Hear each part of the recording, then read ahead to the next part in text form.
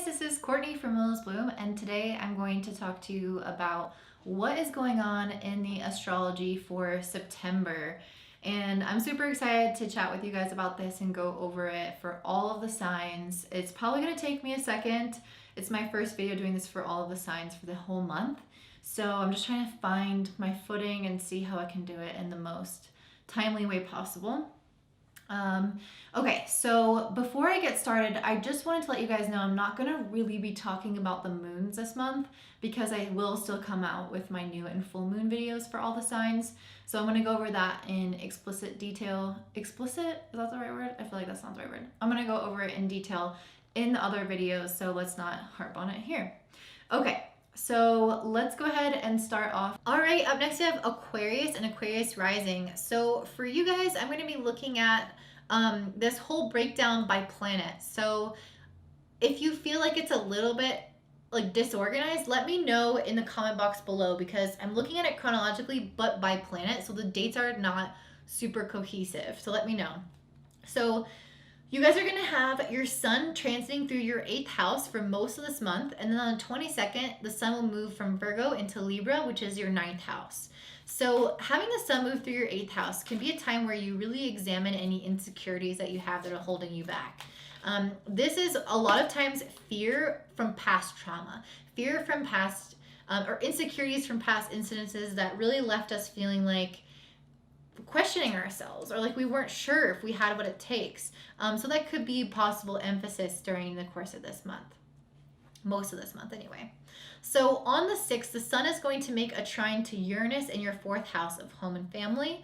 So this can be a really positive time for you to receive support from your loved ones, especially emotional support from other people, and have some shifts and realizations around your emotional nature and how your past has affected your current or your present, and how it's affected you from pursuing the things that really interest you, that really fascinate you. How you might be holding yourself back because of some past either childhood woundings, emotional woundings, or beliefs that you could have inherited from family, ancestral trauma, anything like that can become much more obvious and help become broken at this time or make an actual shift. Wow, none card. I don't understand why I shuffle and no cards are coming out. It's quite annoying. All right, we'll do that in a second. On the 14th, the sun is going to oppose Neptune, which is in your 2nd house of finances. So you guys might be a little bit more concerned about finances at this time, maybe within good reason. Sun in the 8th, opposing Neptune in the 2nd, can indicate some investments not necessarily panning out as you had hoped. Maybe there is more things that you have to spend money on now at this time than you maybe expected. There is some element of like debt that can come in around this. So just be a little bit more careful with your finances. If you're not feeling confident about it, that makes sense. It's okay. Not the best time, but this is again going to move on. You're not going to feel this forever. On the 16th, the sun is going to trine Pluto. I think that this is going to be really empowering you to let go of some of those past events. I think those things could be kind of drawn to your attention. You could have realizations about them and make some subtle shifts to them. But then on the 16th, it's like you're really able to go deep into those past events and see them for what they are. You're going to uncover deeper layers of yourself. And this is also a really good time to examine, I was gonna say, I guess just like examining the core of the insecurities. Like there could be some memories or things that kind of surface up at this time where you're like, oh, that's where that comes from. So this is generally something that is coming to my attention. You also might come up with creative, kind of more intuitive downloads about how to resolve any financial issues if you are having some. I definitely think the idea of tapping into your emotions, your sensitivity, your feminine, your inner knowing is going to be very heightened at this time because I pulled the Queen of Cups, which says sensitivity, and that's really what it means to have such a heavy focus on the 8th and the 12th houses. On the 29th, the sun will have moved into your 9th house. So this is when things are going to start to feel a lot lighter, when you're going to feel like things are expanding. Any of those shadow work things that you've done in the past month are going to start paying off at this time. And the sun will make a trine to Saturn on the 29th.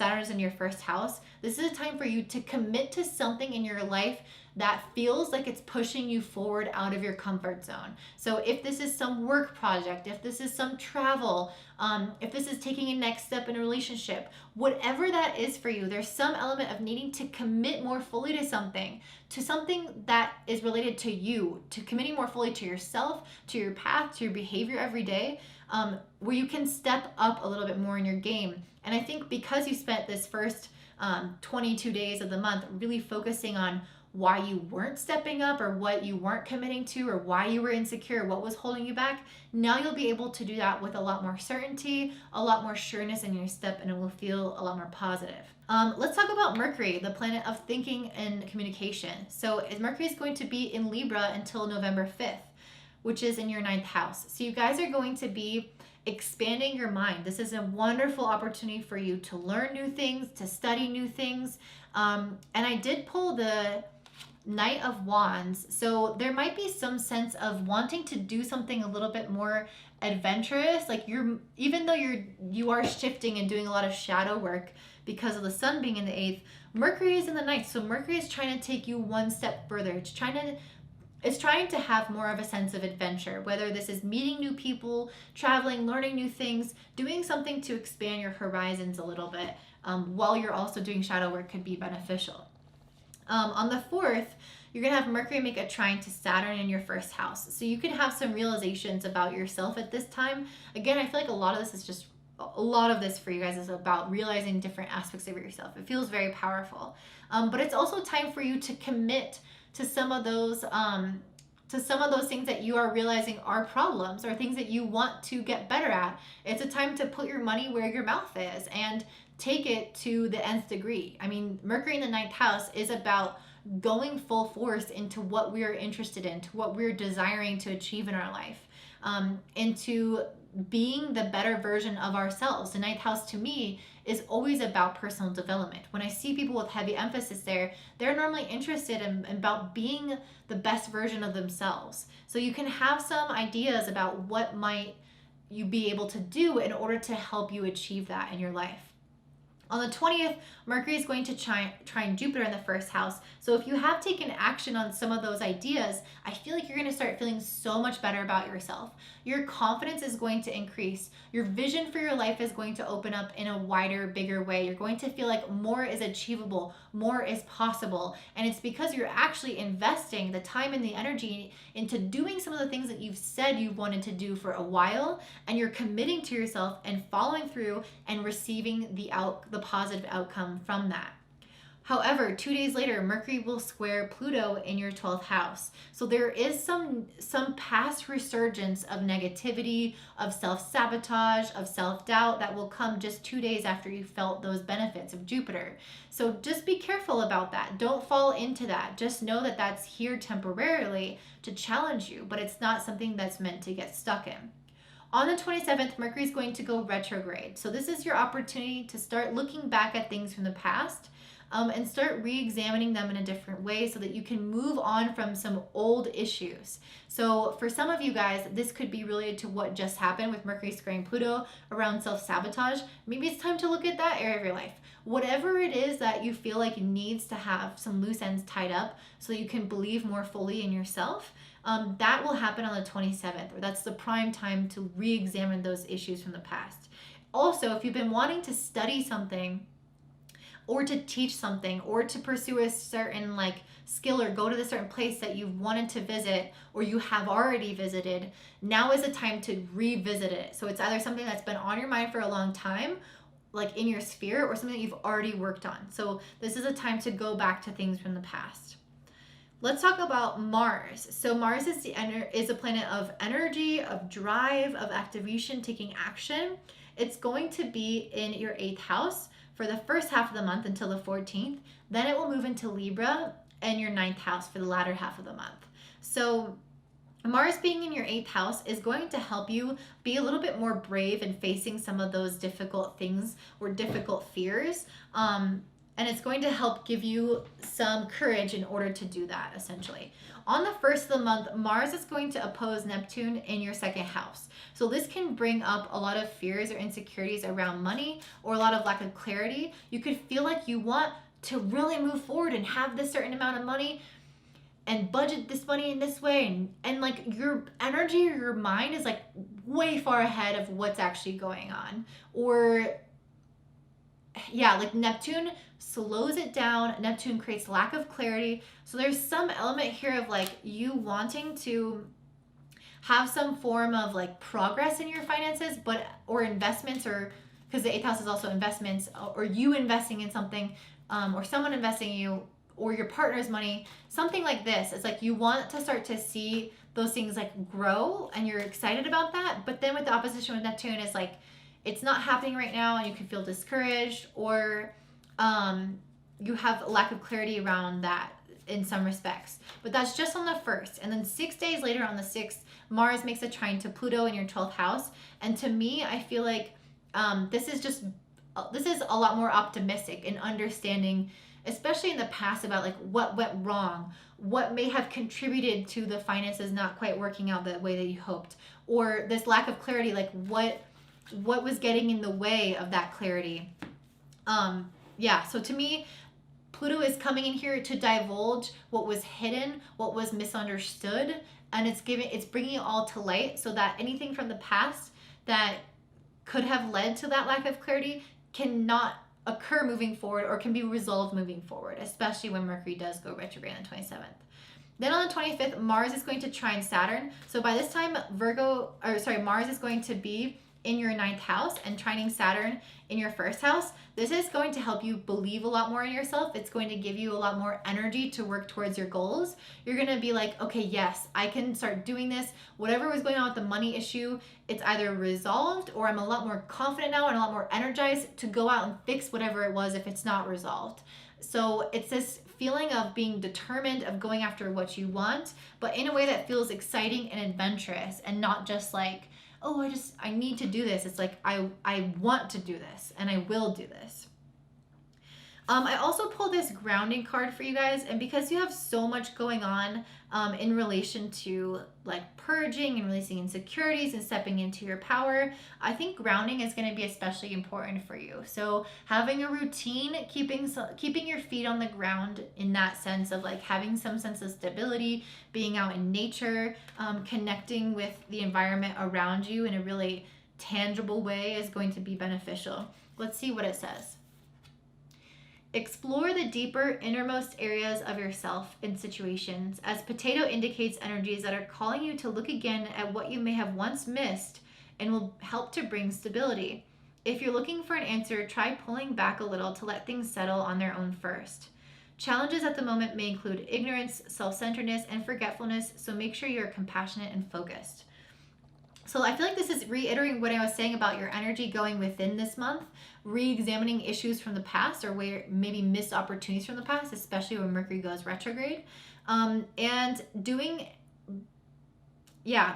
at what you missed that could now bring you stability. So also it says pull back to let things settle on their own first. So yeah, this feels very important to me. If you guys are trying to like move forward a lot at the first half of the month, I'm getting the sense that like you're not actually meant to quite yet. Like your Mercury's in the 9th house, so mentally you're there, but your energy and your soul is still in the 8th house. It's still processing some stuff and needing to analyze it. And so I get the feeling that you're like, don't get ahead of yourself, I guess is what I'm trying to say. Like, give yourself the time, give yourself the patience, and allow things to unfold naturally.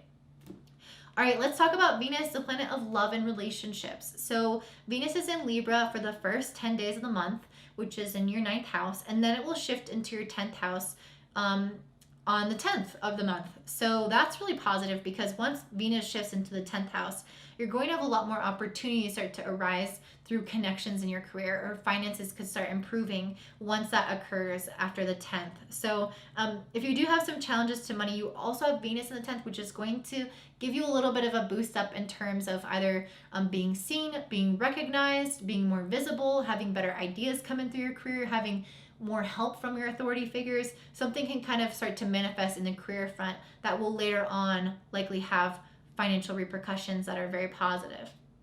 So Venus being in the ninth house until the 10th. So Venus on the 5th is going to square Pluto. So on this day, you might start to feel like, I feel like this is you possibly kind of questioning certain things about yourself. This is, again, the same kind of energy of what I've already been talking about. Pluto in the 12th can bring about similar feelings to the Sun in the 8th, of insecurities, of not knowing, of issues from the past. And Venus making a square to this can mean that you kind of doubt or question your future because of those things from the past. But don't let that get to you, because the next day Venus will trine Jupiter in your first house, and I think you will overcome whatever those things were. You'll start to believe in yourself more. You'll start to let go of whatever insecurity that was or self-doubt that was, and step into your power, step into your inner knowing, and step into this confidence about who you are and what you have to offer the world. So generally, optimism is going to increase. Okay, so on the 10th, again, Venus will shift into your career sector, and on the 17th, just a week later, Venus will make a square to Saturn in the first. So you're going to have more eyes on you, more emphasis on career, but then because it's making a square to Saturn, I do think that those self-doubt issues are going to come up again, and it's going to be old issues. Saturn is dealing with stuff that is old, that is outdated, that is habitual, that is ingrained, that stands the test of time or lasts the test of time because it's been there forever. And so there's going to be old things, old insecurities that tend to resurface on the 17th, that you feel is kind of impacting your career and your ability to ask for what you want.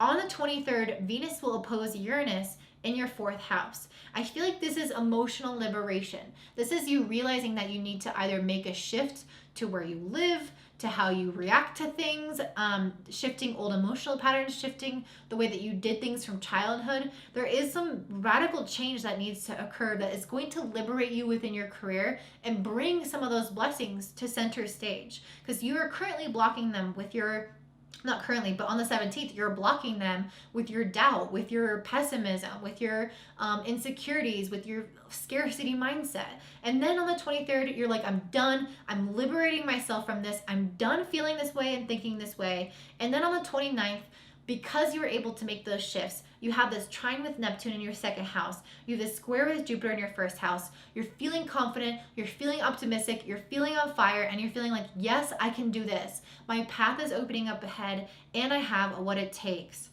I also got the Knight of Cups. So I don't really see a lot of romance here particularly, although this is a romance card to me. So if you are going through something like that, you could be feeling much more charming, much more enigmatic, much more attractive to people. And I think this charm is coming through your career. So the Venus being in the 10th house is making people look at you. Heads are turning, but you have to own your confidence in order for those heads to turn. It's not just going to happen if you block it energetically. So open yourself up to it. Go within and release anything that's been holding you back, and allow yourself to own this path ahead so you can start to receive some of these blessings, and follow these adventures to learn and grow and do new things that challenge your comfort zone. So that's what I'm seeing for you guys, Aquarius and Aquarius Rising. If this resonates, please like and comment down below, and I hope you have such a beautiful day. Bye.